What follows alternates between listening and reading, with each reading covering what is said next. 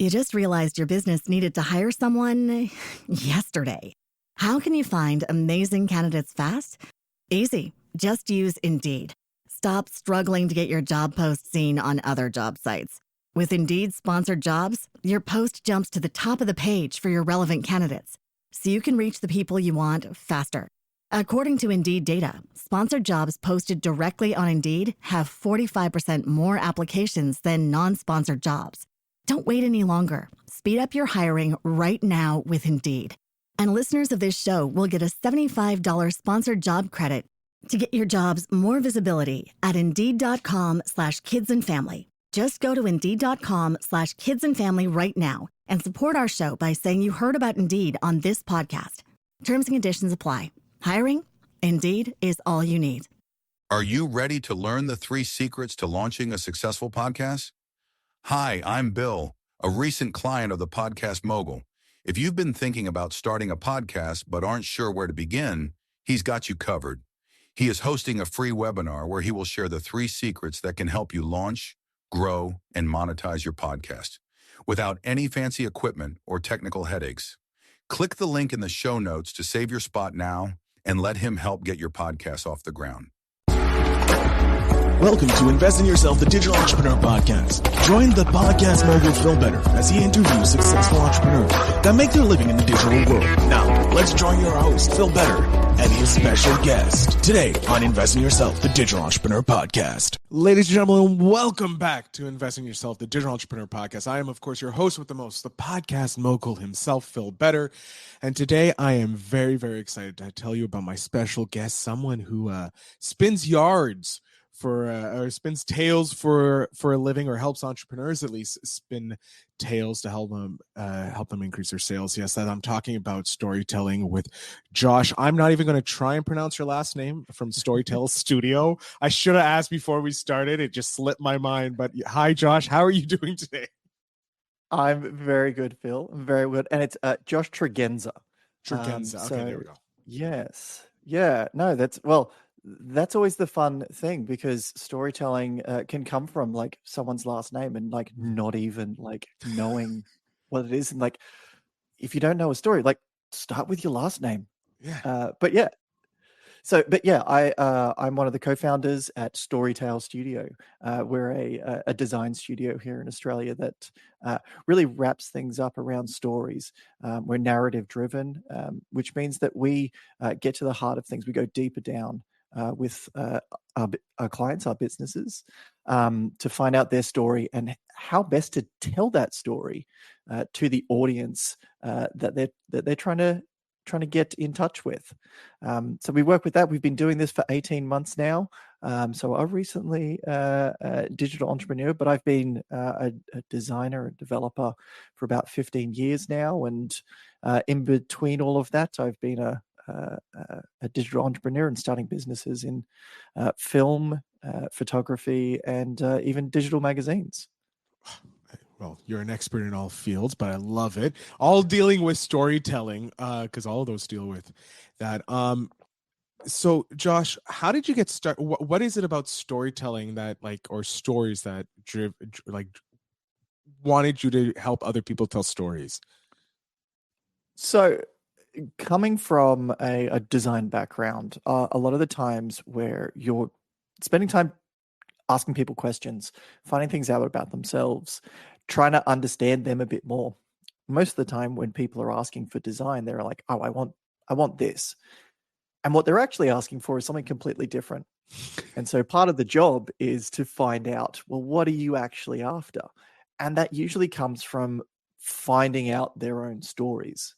So throughout my life, I've done a lot of these things around storytelling. I used to act in high school.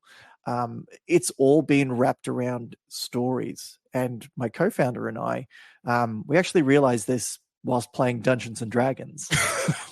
Jeez, if that's not a huge sign, I don't know what is. Yeah. Oh, absolutely. And I had never done it before. He'd been doing it for years. And he was the dungeon master for us. And I started to understand with him that sort of power of improvisational storytelling with him that, most of the time, the name Master's in it. So you Yeah. think he's the controller of the world. But there was like this spark that I realized, like, no, I'm in control of this story just as much as you are. And we're telling this together with, you and I and like the 4 other people at the table.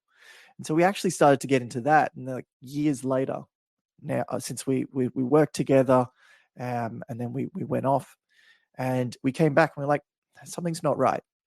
What we're doing, it's just not fitting right with what we're doing on our own.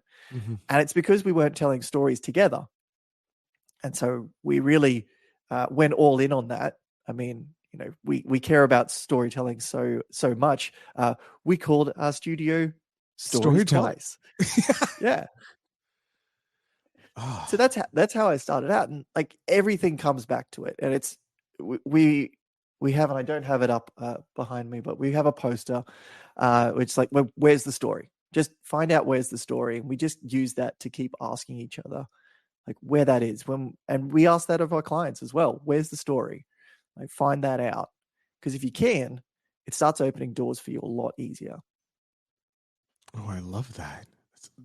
I didn't even ask for a tip, and we're already getting gold from Josh here. And he's like, I'm still new at this. No, dude, you're an old hat at this because you're a master at telling stories. I'm pretty sure you can find a story in a story in a haystack. Were you always? Oh, I got 1,000 about haystacks. I'm pretty sure you do. That's the bread and butter. Yeah, bread and butter of storytelling's in haystacks. When have you always doing entrepreneurial things through your life? Like when you were younger, you're probably still young, but like in your youth, like were you always looking for like a side hustle, or was this something that you just said, F it, we're going to go all in on doing storytelling? Yeah. So, I mean, when I was, it would have been 18. So just out of school, I was doing university. I was doing accounting. At Sounds the time. entertaining. Very, very, very storytelling accounting with numbers, though. Yeah. Oh, well, listen, when you get to that point of like, well, why is this here? Like, let's circle back to this and like find out where that is. That, as much as accounting is what it is, it's fun problem solving. So I'll give it that. But I didn't really find a lot of excitement at university. So I started an on hold messaging company. It was called It's a Joke on Hold. And that whole premise was, while you waited, instead of having like the girl from Ipanema playing on the other end of the phone, you would have comedians doing stand-up comedy. And so you would listen to that. Oh my God, that's genius. It was a lot of fun. So we got all the licensing together for it, and we had a lot of comedians on there, and we started that. It didn't go through because I was 18 at the time. I was starting to, just trying to find my footing in the world, Yeah. and things happen. Things happen, and you're 18. Drinking age in Australia is 18, so 2 and 2 together. A lot more was spent drinking than working, let's just say. Yes, absolutely. But no, so I've been doing that. So I've always tried to. I really love working with a team of people. Any of my managers and bosses that I've had have been great. And what they have given me across my journey has been absolutely amazing. But saying that, a lot of the time it's come down to like, well, what do I want? I want to be able to say no. I think is such a huge thing when you are doing it for yourself. Is you get to say no a lot easier. You're in control, and you get to control your own stress, and you accept a lot of that. I've worked in agency life. I've worked in startup life. And a lot of that is very high pace, high strung sort of work.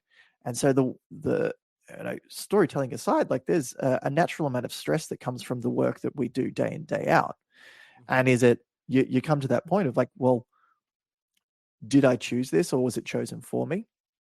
And when you're doing it for yourself, when you're becoming that you're following that entrepreneurial lifestyle, you've chosen that, and it starts changing things. What was usually a stressful thing has a large amount of energy to it that it comes from self-choice. I love it. No, that is true. It's a different level of stress, but it's a welcome stress. Because it's like, this is the stress I'm choosing. I know I'm going to have stress. So and you learned how to plan for the stress. Because it's like, I know if I don't get the money at the end of the month, I can't pay my rent. So I have a deadline. I need to make money. I have to do it. So you put in the work. It's a stress that you have, but it's a stress that you can avoid by going out and getting 3 more clients. And you're like, rent's paid for 3 months. I can not worry about that stress, And so it's versus being an employee where you're like, I don't know what I have to do to not make them happy. Yeah, it all comes down to like, I just don't know. I don't know what, because that's a thing that a lot of our clients have is like with their internal teams. It's like the people in their businesses don't know the story. Like they haven't, and they're not telling the same one as the owners, as the founders. So that's there's that disconnect. So if you are doing that, like, well, I don't know what I'm just doing it for a paycheck, I guess, at the end of the day. I don't know. I would like it to be more, but I just don't know how. And like, well, if I want to get seed funding, what's seed funding to me? Like, but what's the actual story within it? So that's some of the work that we do with our clients comes from that of like, people have to work for you at the end of the day. So like, make sure that they are just as excited as you are when you're like in this position where you're starting out, or you're on your own for long stretches of time.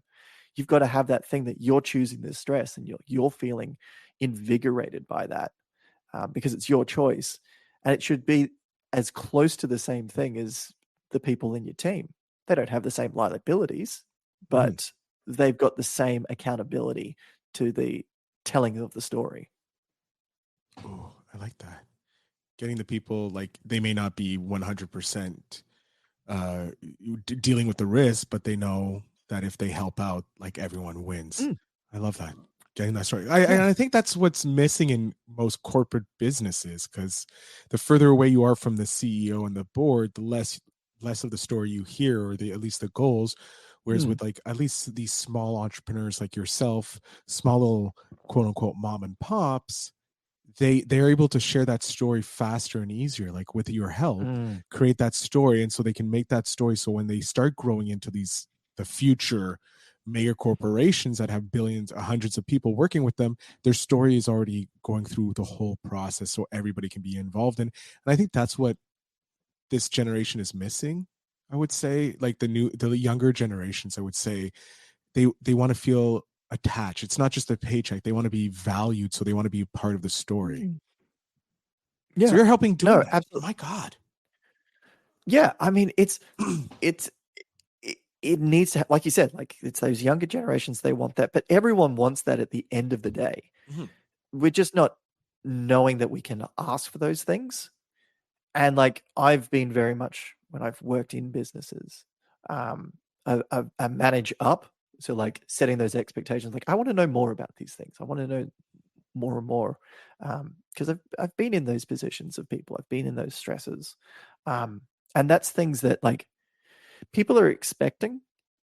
They may not know how to ask that, but that's what they're expecting. And that's what we should be as owners, as founders, should be bringing them on board with, because it's not just the customers who can be your champions, but it's probably going to be the people inside as well. If you can get them on board, like they're going to help you run marathons upon marathons. It's true. They'll go to bat for you time and time again when they're invested in it and having that great story structure. Oh my God. More gold from Josh from Storytale Studios. Josh, I'm wondering, because you are relatively new into the full-on digital entrepreneurship of running your own business or studio, has it?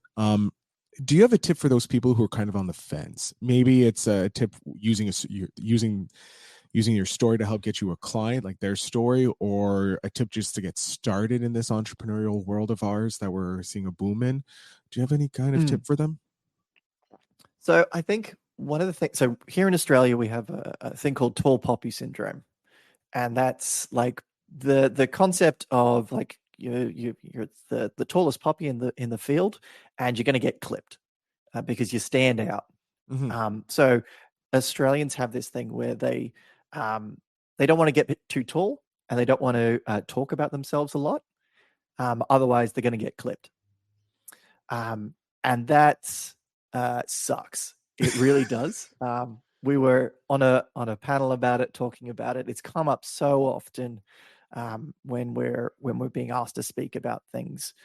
And at the end of the day, now, and this comes from Australia, but also it can be taken globally. It's starting to tell your story, just starting. So you don't have to jump in the whole way, but at least start talking about it. And talk about it with a lot of people. Ask to go for coffee with others. You need to start saying it so it's normalized to you. Because at the end of the day, you're going to be in this. You're going to be the one telling the story. So you need to get used to that. So when that happens, you're going to be on that fence, and people want to help. I believe that people as a whole are generally good, and they want to help out other people. Steve Jobs said, there's the difference between the dreamers and the doers, and the doers are the ones who are asking for help.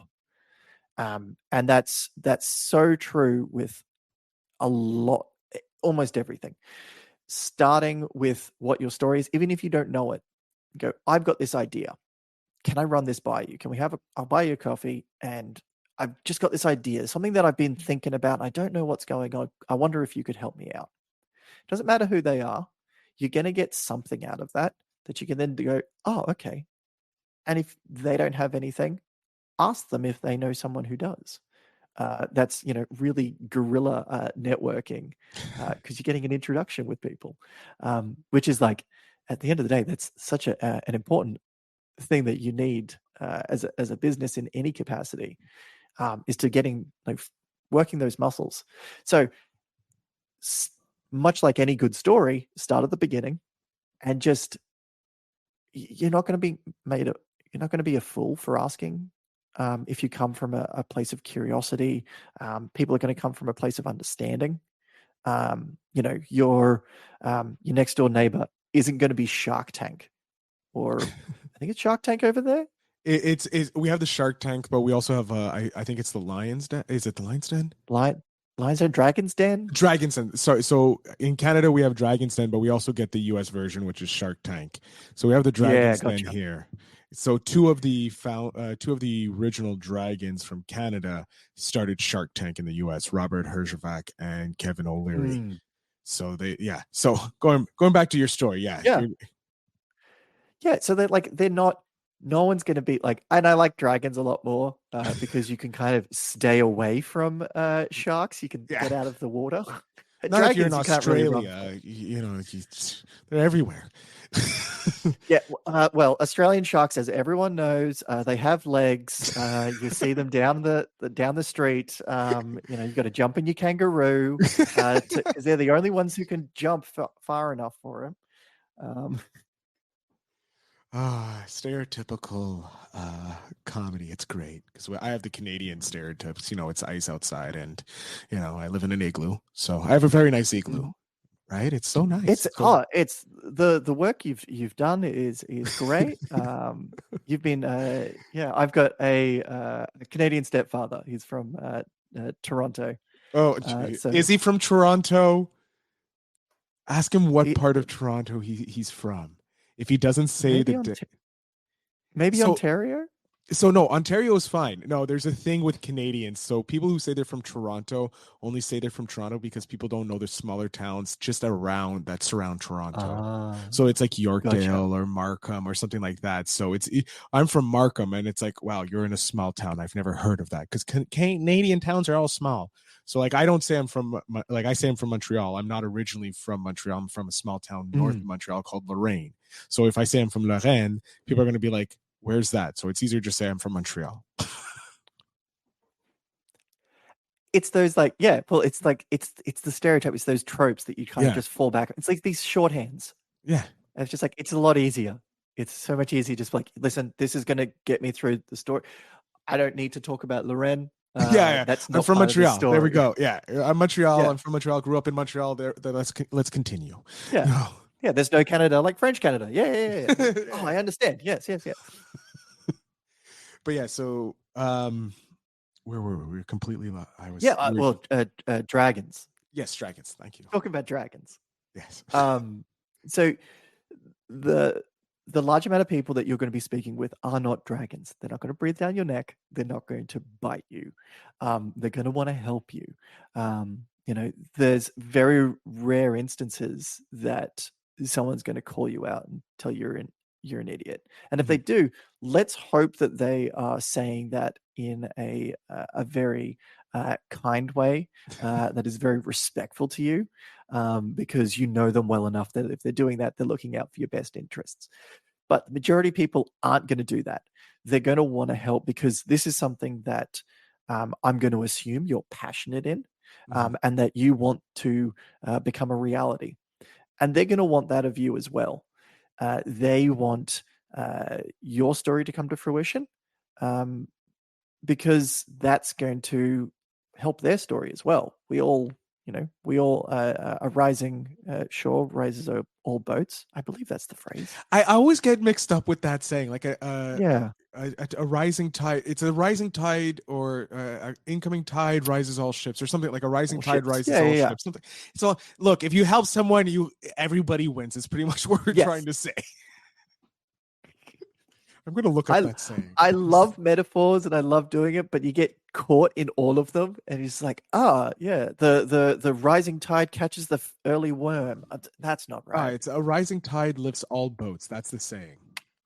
There we go. Google to the rescue. No, that it's true. When you help someone, it comes back to you tenfold, and helping it's so important. Because that's the only way we're going to work, because it's a tough market. It's tough world out there. So if businesses can help businesses grow, why not? You're helping me grow, I'm helping you grow. Like, it's just fair. And I think that's a great way to say it. Is just start telling your story. Just start telling people like, hey, I'm starting this, or I'm doing that. Yeah. Start telling it and be authentic. I think that's a little bit of a tip for people, is be authentic with it, because a lot of the time people say about like stories are like, oh, you're just spinning yarns, you're telling tales, you're lying. And that's not like, if you're telling a lie, if you're not being authentic or truthful in your story, you're going to get called out. It's not going to be today, it's not going to be tomorrow, but eventually it will happen. And if we look at recent news in a lot of financial service or financial service adjacent businesses, it could go down really, really bad. And you'll lose out, and a lot of other people will as well. Yeah. So it's really important to like be authentic with your story. Like, it's not a secret, it's a story. You're sharing. It's like, I think I saw something. The minute you share your skeletons is the minute you're free, because there's nothing to hide behind. So if you're being authentic with your story about what you want, look, I'm very open with the fact that this podcast is usually used as a lead generator, because most of the guests who come on want to have a podcast but don't know how. And so I get them on to the podcast, and I explain this is like they have a great time on the podcast. I hope they have a great time. Josh, are you having a great time on the show? I'm having a great time. There we go. Yeah. So normally they have a great time. You didn't even need to fish for it. It was coming organically. Yes. So have a great time. And then afterwards, I'm like, hey, do you want to learn how to use a podcast to boost your business? So if they say no, it's okay, because I still have this great content. And I'm open about how when I started this podcast, I wanted to learn about entrepreneurship. So I asked, a whole bunch of people who were further along with me, and they were more than gracious to come on the podcast. Like, I use my podcast to learn, and it helps hundreds of people because businesses get to come on and promote themselves. Like, I have Josh telling how important storytelling is. And I'm very sure when he shares this, someone on this who's listening is going to be like, wait, Phil teaches people to launch podcasts? I'm going to go check out Phil. Or they're going to listen to my other episodes and find a business that they're like, oh, wait, I need that. And they enjoy the conversation from that. You're lifting everybody up. It's amazing. The rising tide. There we go. We're bringing it all back to the rising tide. Lifts all shifts. We're coming to the end. I hate this because you're leaving, and I don't like that because I'm having a great time, Josh. I love Phil. What we've shared here today, that's never going to leave us. We've created a story here that we're going to be able to tell afterwards, and hopefully the audience listening are going to have stories that they can tell as well. So this is how we stay together always. Oh my God, I'm touched. I guys, if you're not going to hire Josh to do your story after that, you got a problem, because he can 10x probably 1,000x your business with that, with his knowledge on storytelling. But I want to know only 1,000x. Oh, look, we can talk. Everyone, we can talk. You can do a million. You can hit a million x of business. Hey, let's moonshot it. Like, yeah, love it. Oh my God! Just grab the moon. Let's go for it. Josh, what has been your favorite memory so far, or a moment in your journey as an entrepreneur? It can be a memory or a moment that it was just like, yeah, this is why I chose this life, regardless of all the hardships. When you're hitting that hard point where you're like, F this, man, I'm going back to being an employee because it's so much easier. But this is what you remember to pull you through those dark times. Oh, okay. This is a good one. So what was my favorite? My favorite time. So we've had a client with us. They are an ethical AI voice acting place, and they brought us on to not only help, like to literally help with their story by doing script writing. And there was this moment that I was writing it was a pirate story. So I was writing a bunch of different things and putting them into the AI model, and it was piping out some voice acting for me. And I thought, this is like, I could be doing 1,000 different things. I could be working for someone else, but this stuff, this sort of opportunity, like this month I'm going to be doing this. The next month I'm going to be working on someone's like logo and the whole branding ecosystem. And I found myself there listening to Yarmy Hearty. Yeah. And I was just like, this is amazing. This is something that I would not have been able to get without a long journey for it. But from where I am, being an entrepreneur, running this studio, that's the part that I'm able to seize and take an opportunity in. And it just came from talking about stuff, being true to myself, being authentic. And it's just like, yeah, it pays off.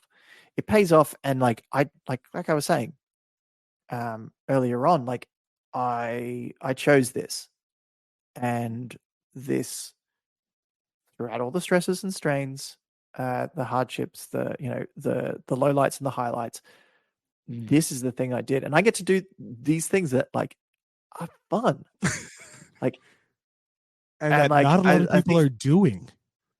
No, absolutely not. And I think the same thing could be said for yourself. I hope doing the podcast right here with me right now. It's just those opportunities that you have, like, wow, this is great. Like, I'm doing this for a living, and I'm making my world so much richer for it. I love it. That's awesome.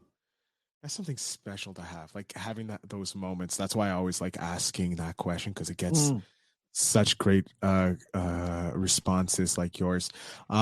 With the last question, because we're coming up to the end here, it's Spark by Seek Discomfort. You guys know how much I love Yes Theory's premise about pushing yourself, seeking the discomfort in life. It's one of my pleasures in life, and one of my goals is always to be seeking that discomfort. This is a question which I think is interesting, because you're probably going to be able to tell a great story with it, but has a stranger ever made an impact on your life? Oh, yeah. Yes. Okay. So, there is this man. So they were a stranger up until the point. So I was on a trip to America, to Lake Tahoe. I was going there for a bit of skiing, which I really like skiing. You don't get a lot of it in Australia. Really? I wonder Yeah. why. You're like right by the Yeah. South Pole. You can go to the South Pole and ski. There's some mountains there, some glaciers. Absolutely. Yeah, it's just a hop, skip, and a jump. Good job. Yeah, right? It's just like us Canadians to the Yeah. North Pole. It's very close. Yeah. Yeah. There's polar bears on both, right? Yeah. I believe so, yeah. So I was at this trip, and there was a speaker, Dan Mall. Now, anyone in the design ecosystem should probably know Dan Mall. If you don't, find him. Find all of his stuff. He does great things. But he was talking about teaching people and mentoring others. And I came up to him after he gave a panel talk, and we were talking about how to mentor others, how to give back, how to, like, all these things about how to become a leader. At the time, I never had worked with a team. I was usually a solo person within companies. So I talked to him. I was like, I don't think that I can do. I don't know where to start with any of this. And he said, all you need to do to be a mentor, to teach someone, is know one thing more than them. Start with that, and then you can teach that person that, and then you can start with it. It's just one little thing more than them. And that was the thing that really opened my eyes to how better to teach others, to mentor. And it kind of just, it broke down that boundary of, you have to be like this stalwart person of such knowledge and esteem to help another person out. I was like, no, just a little bit, and you can go through. So Dan Moore said that to me. Didn't know him. And then afterwards I found out all this stuff about him, and I was like, wow, okay, it's very cool for this. But like, at the end of the day, him telling me that little part really opened up a lot of opportunities, and a lot of, not only for myself, but with others as well. So now that I'm able to see others mentoring others, and how that all flows down, and the stories that they're creating for themselves, for their own families, for their own people, it's great to see. So that was the greatest bit of advice that a stranger had given me. Damn. I always love ending with the Spark question, because it gives us golden like stories like that, or how, imagine where your life would be if you didn't get that advice, and or didn't even learn about this man that changed your life, a stranger changing your life. I love it. Josh, we're at the end of the episode. This is your time to shine. I know you've been talking a lot. I'm asking you for a bit longer.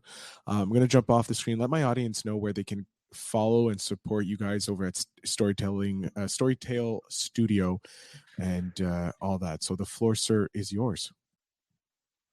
Amazing. So everyone, like Phil said, I'm part of Storytale Studio. You can find us at storytale.studio. You can find us there. You can find us across Instagram, LinkedIn. Find us all throughout there. My name is Josh Tregenza. I'm one of like the 4 Josh Tregenzas in the world. So find the one that doesn't do electrical engineering, and you found me. But I think where we're going to find each other is when you are telling your own story. Those things will open up doors for you, and hopefully will open up doors where we meet each other. Josh, again, I want to thank you so much for coming on to the show and sharing your story of entrepreneurship and how important it is to other entrepreneurs. Yeah, no, thank you very much for having me, Phil. I've enjoyed this thoroughly. It's a great way to start my day. I'm ending my day. You're starting your day. I love it. Guys, please go support Josh. His links are in the show notes down below. Check out Storytale Studio. I keep saying Storytelling Studio. It's Storytale Studio at the website. It's a really You're gonna have to pick up that domain. Yeah, you're gonna have to because of this episode. Their website is really ingenious and different, and it's really cool. At first, I was a little confused by it because it was like it's not working like a traditional website. So just FYI, it's not like a traditional website, but it's so cool.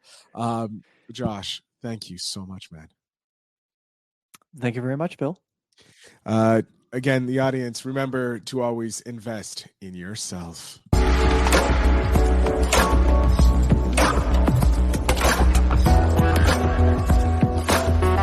Thanks for tuning in. Now it's time to take the next step. When you're ready to dive deeper into how to launch, grow, and monetize your podcast, Phil's got something special for you. Join him for a free webinar where he'll reveal the 3 secrets that have helped countless entrepreneurs succeed in podcasting. Click the link in the show notes to save your spot, and let's turn your podcasting dreams into reality. You just realized your business needed to hire someone yesterday. How can you find amazing candidates fast? Easy. Just use Indeed. Stop struggling to get your job post seen on other job sites. With Indeed sponsored jobs, your post jumps to the top of the page for your relevant candidates, so you can reach the people you want faster. According to Indeed data, sponsored jobs posted directly on Indeed have 45% more applications than non-sponsored jobs. Don't wait any longer. Speed up your hiring right now with Indeed. And listeners of this show will get a $75 sponsored job credit to get your jobs more visibility at Indeed.com/kidsandfamily. Just go to Indeed.com/kidsandfamily right now and support our show by saying you heard about Indeed on this podcast. Terms and conditions apply. Hiring? Indeed is all you need.